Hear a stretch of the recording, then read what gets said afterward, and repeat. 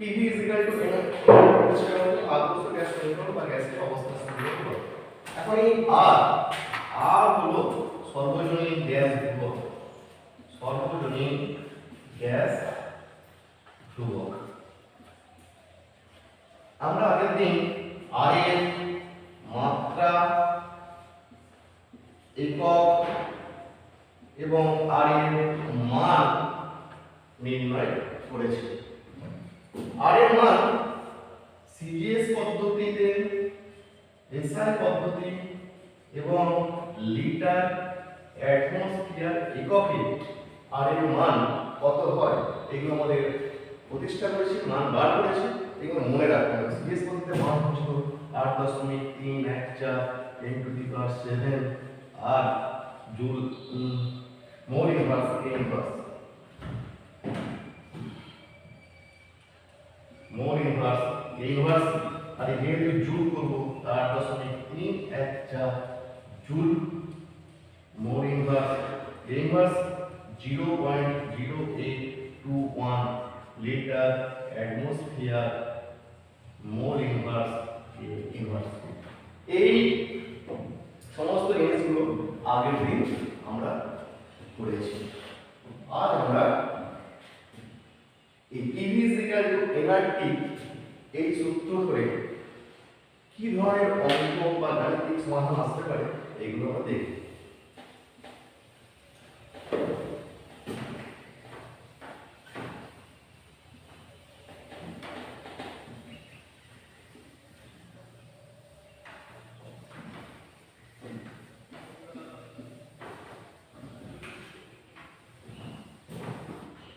আমরা পাই PV is equal to nRT। যদি n মানে হচ্ছে মোল সংখ্যা, যদি আমাদের কোনো গাণিতিক সমাধানে 1 মোল 2 মোল বা 3 মোল এইভাবে কোনো গাণিতিক কোশ্চেন পড়ে তখন এই যে 1 2 3 এসব লেখা যাবে। কিন্তু যদি গ্যাসের ভর দিয়ে দেওয়া হয় তখন সেটাকে মোলে প্রকাশ করে n is equal to কত বের করতে হবে। যেমন ধরো কার্বন ডাইঅক্সাইড এর আণবিক গুরুত্ব সমান হচ্ছে 44, CO2 এর মোলার ভর যখন বলা হবে তখন বলা হবে 44 গ্রাম পার মোল। CO2 এর মোলার ভর 44 গ্রাম পার মোল। তাহলে 44 গ্রাম is equal to 1 মোল। তোমাদের যদি বলা হয় যে কার্বন ডাইঅক্সাইড 10 গ্রাম আছে তো সেটাকে মোলে পরিণত করো, তো গ্যাসের ভর বলা আছে 1 গ্রাম সমান 1/44 মোল, 10 গ্রাম সমান 10/44 মোল। তো 10 টা কি হলো না গ্যাসের ভর, গ্যাসের ভর, আর 44 টা কি এটা কিন্তু আণবিক গুরুত্ব, এটা নয়, এটা হচ্ছে মোলার ভর। এখানে বলা আছে এই 44 হলো মোলার ভর, কারণ মোলার ভরটাই যদি কোনো একক না দেওয়া হয় সেটাই হচ্ছে আণবিক গুরুত্ব। মানে কোনো গ্যাসের মোলার ভর 44 গ্রাম পার মোল, তাহলে ওই গ্যাসটির আণবিক গুরুত্বই হবে 44, কারণ আণবিক গুরুত্বের কোনো একক থাকলে না। এখন আমরা বলতে পারি গ্যাসের ভর, গ্যাসের ভর W আর গ্যাসের মোলার ভর যদি m গ্রাম পার মোল, এটা হচ্ছে গ্রাম দেয়া, তাহলে n সমান এটাকে লেখা যেতে পারে W/m। এই W/m সমান m, এখান থেকে বুঝতে পারছি আমাদের কোশ্চেন পড়ে যে n এটি দ্বারা কি বোঝাচ্ছে এবং এর একক। তুমি যদি n সমান আণবিক গুরুত্ব লিখো তাহলে একক থাকবে না, w হচ্ছে গ্রাম, গ্রাম বাই কোনো একক নেই, তাহলে n is equal to গ্রাম হয়ে যাচ্ছে। n এর একক মোল, তাহলে এটাকে অবশ্যই গ্রাম একক হবে, এটা অবশ্যই গ্রাম পার মোল এককটা হবে। গ্রাম গ্রাম কেটে যাবে এবং মোলটা পড়ে থাকবে, তবেই n সমান মোল পাবে। তাহলে অবশ্যই m হচ্ছে মোলার ভর, m হচ্ছে মোলার ভর এবং m এর একক গ্রাম পার মোল। তাহলে এই সূত্রটাকে আমরা লিখতে পারি W by M R T। কোন গ্যাসের ভর দেওয়া থাকলে কিন্তু আমরা PV W by M R T এই সমীকরণ বসিয়ে আমরা গাণিতিক সমস্যাগুলো সমাধান করতে পারব। একটা গাণিতিক সমস্যা দিয়ে আমরা এই অঙ্কটা আমরা এই সূত্রটা বুঝবো। ধরো একটা অঙ্ক দেওয়া আছে 17 ডিগ্রি সেন্টিগ্রেড উষ্ণতায় 17 ডিগ্রি সেন্টিগ্রেড উষ্ণতায় নির্দিষ্ট চাপে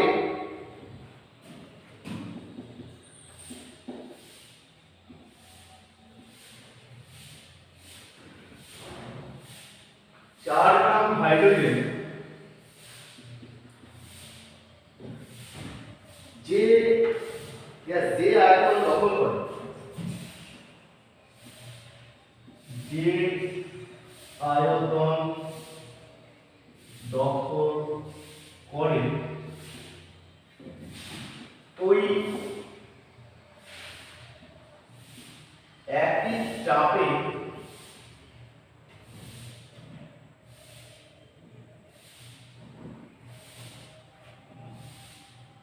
ওই একই চাপে 27 ডিগ্রি সেন্টিগ্রেড উষ্ণতায় অন্য উষ্ণতায় 58 গ্রাম অন্য একটি গ্যাস ওই আয়তনই দখল করে।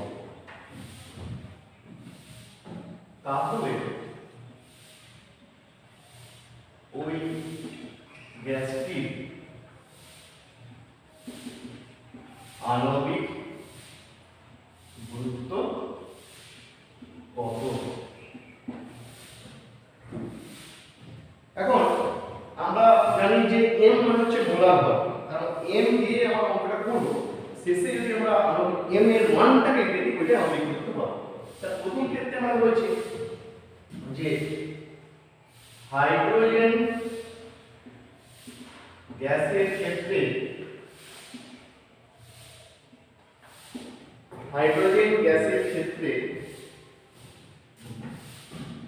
T1 সমান 17 প্লাস 273 সমান 290 কে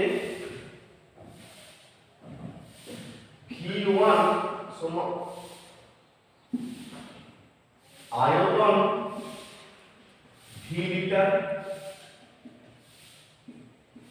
চাপ P atm atmosphere P atmosphere. তাহলে যেহেতু ওই একই চাপ দ্বিতীয় ক্ষেত্রে গ্যাসটির ক্ষেত্রেও আয়তন একই হচ্ছে মানে V লিটারই হবে, চাপও P atm হবে। আর এখানে n সমান কত হবে না W/m, W/m হাইড্রোজেনের মোলার ভর হচ্ছে 2 গ্রাম পার মোল, W সমান এখানে দেওয়া আছে 4 সমান 2, n সমান 2 মোল এখানে পাচ্ছি। তাহলে P অতএব PV সমান 2 ইনটু আর এর মান কত হবে 0.0821 লিটার অ্যাটমসফিয়ার দিয়ে যেহেতু অঙ্কটা আছে আর এর মানটা লিটার অ্যাটমসফিয়ারে লিখতে হবে 2 আর T মান হচ্ছে 290। এটা এক নম্বর হলো। অন্য গ্যাসের ক্ষেত্রে অন্য যে গ্যাসটি দেওয়া আছে গ্যাসটির ক্ষেত্রে P1 কত দেওয়া আছে,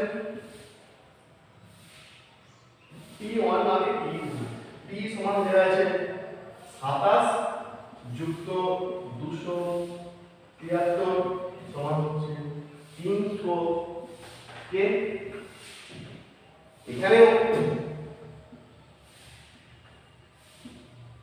আয়তন V লিটার, চাপ P অ্যাটমসফিয়ার, একই চাপ দেওয়া আছে আয়তন একই আছে, তাহলে এখানে n যদি গ্যাসটির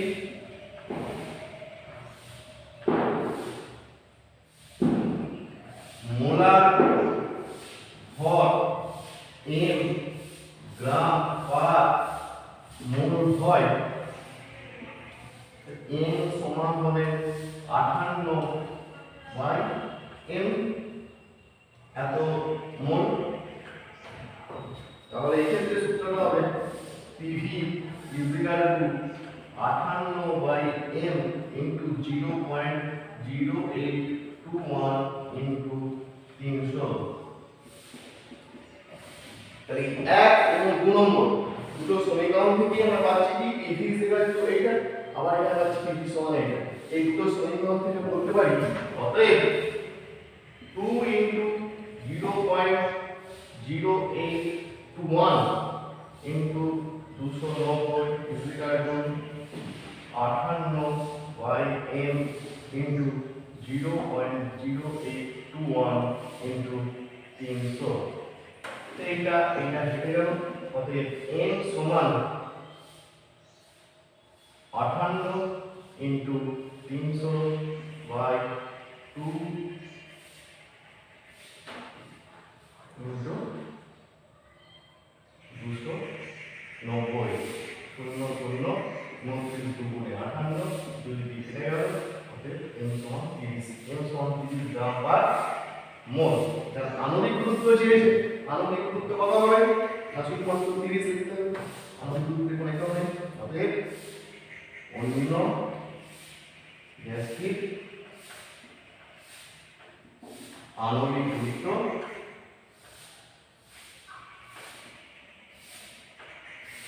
সমান 30।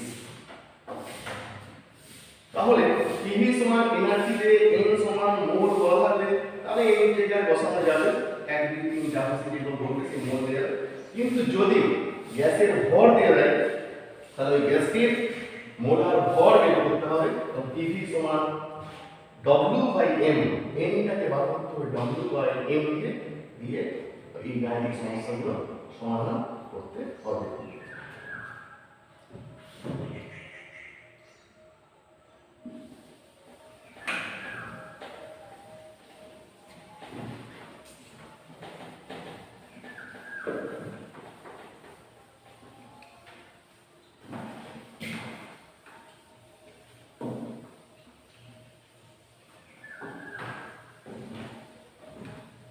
তাহলে আমরা মনে রাখার জন্য একটা প্রসেস যদি মনে রাখতে চাই যে এই তিনটে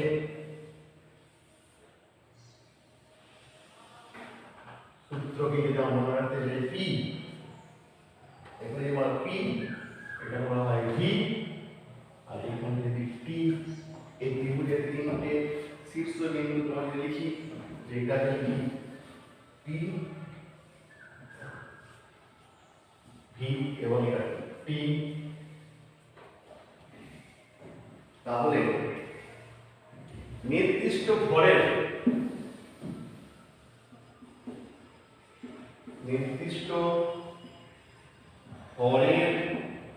গ্যাস যদি হয়, নির্দিষ্ট ভরে P আর V এর সম্পর্কটা আমরা জানি V proportional to 1/P।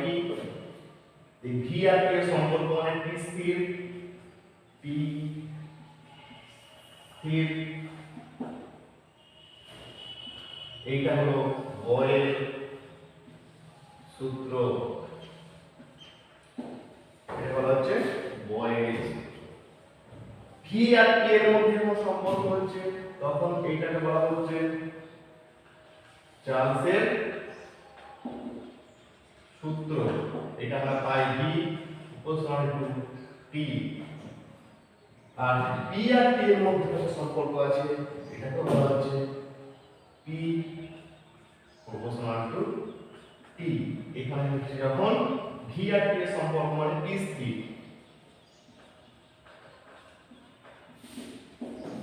R P proportional to T যখন V স্থির। তাহলে এখান থেকে আমরা বলতে পারি যে P1 বাই P2 সমান P1 by P2, V1 by V2 সমান P1 বাই P2, আর এখানে আমরা বলতে পারি V1 বাই V2 সমান P2 বাই P1। দেখা যাচ্ছে উষ্ণতার সঙ্গে যখন কোনো সম্পর্ক হচ্ছে তখন সেগুলো সরল সম্পর্ক, সরল সমানুপাত, এবং যখন T ছাড়া সম্পর্ক তখন সেটা হচ্ছে ব্যস্তানুপাত সম্পর্ক। চাপের সঙ্গে উষ্ণতা সরল সমানুপাতে আছে, আর আয়তনের সঙ্গে উষ্ণতা সরল সমানুপাতে আছে, আর এখানে V এর সঙ্গে T ব্যস্তানুপাতিক সম্পর্ক আছে। T ছাড়া সম্পর্কগুলো এটা হচ্ছে ব্যস্তানুপাত, T এর সঙ্গে সম্পর্কগুলো হচ্ছে সমানুপাত, সরল সমানুপাত সম্পর্ক হচ্ছে। এটা একটা মনে রাখা প্রসেস।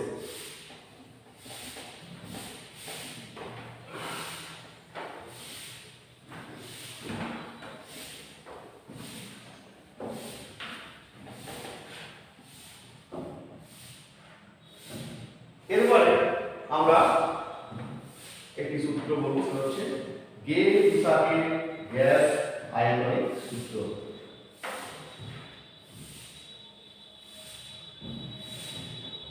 গে-লুসাক গ্যাসের বিক্রিয়ায় বিকারক এবং বিক্রিয়ত গ্যাসগুলির আয়তনের সম্বন্ধে একটা সূত্র রয়েছে। যদি গ্যাসটা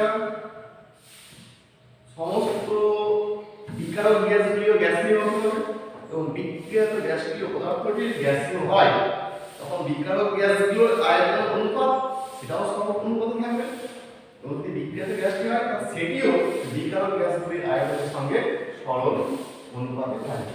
আগে এই গ্যাস আয়তন সূত্রটা লিখি।